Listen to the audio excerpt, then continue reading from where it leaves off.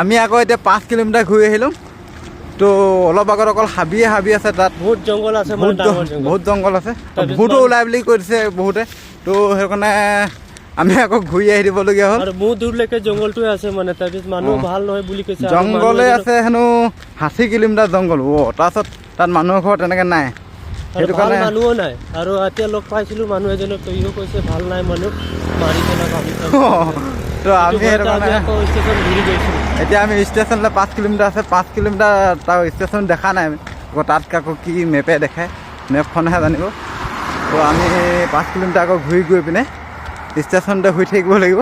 আকৌ কাইলৈ এই হাবিখন আছে 50 কিলোমিটাৰ না 60 কিলোমিটাৰ, এইটো কাইলৈ খতম কৰিব লাগিব।